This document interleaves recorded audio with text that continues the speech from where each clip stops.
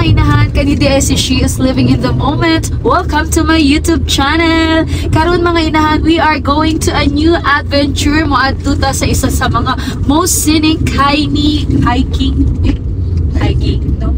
Hello mga inahan, maoday ni si She is Living in the Moment. Welcome to my YouTube channel. Mga inahan, we are going to a new adventure together with my BFF, ang Rashid Badiri, and with my pamangkin nga mo ang atong videographer for today, si Abby.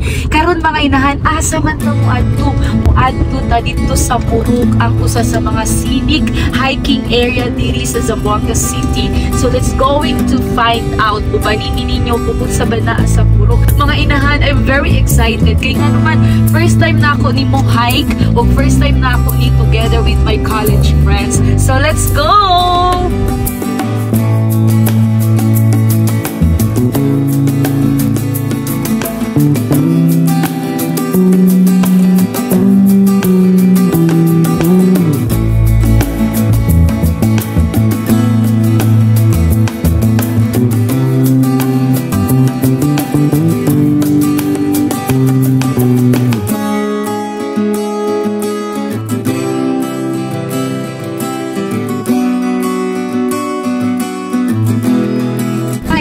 Naabot na ta diri sa Pasunangka, naa na ta diri dapit sa helmet.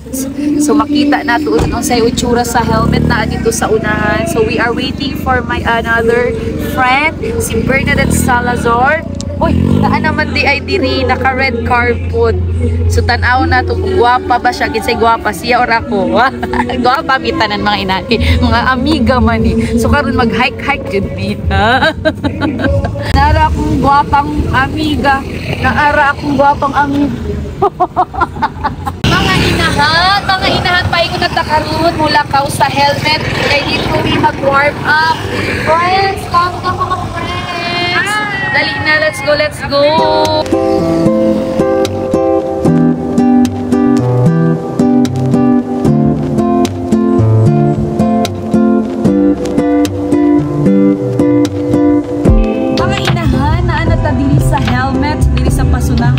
Pero naasa mi ihatag sa inyo nga trivia. So ang akong amiga nga si Bernadette Y. Salazar ang maghatag sa atong trivia. Bern, nga ning helmet ang tawag diri, Bern? Because obviously there is big helmet and below the helmet diha nakalubong si Tito.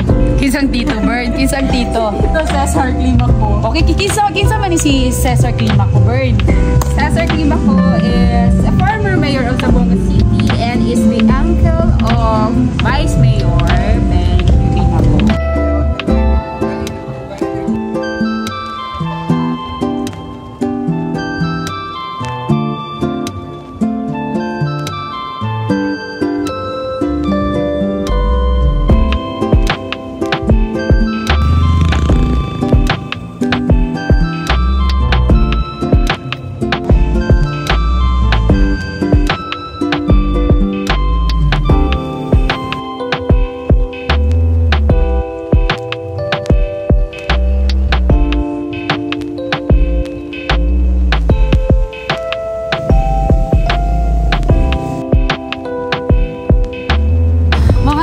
Diri pala, gihingaw na si inahan.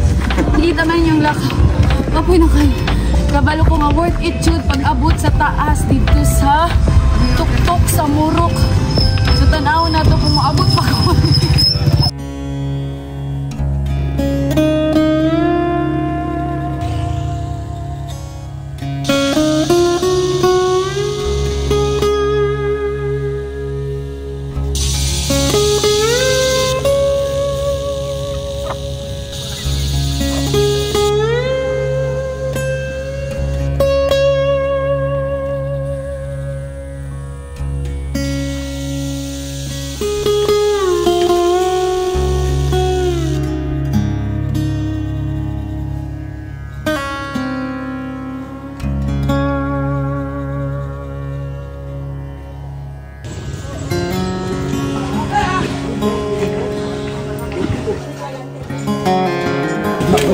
Maulaw ko magulo.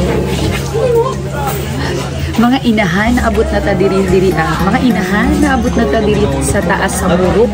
So nindot diri ang imong makita ni daghan diri mga hikers, mga bikers na ilang kung basketball.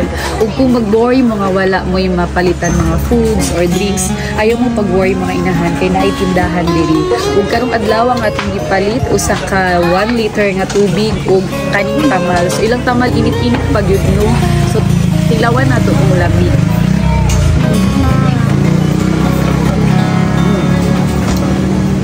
Para sa kuha mga inahan, lami siya pero ingon na ni Bern, mas lami kung na-ay shrimp. Na siya yung mga karne. Pero sa 12 peso nga presyo, okay na din siya. Goods na kain siya.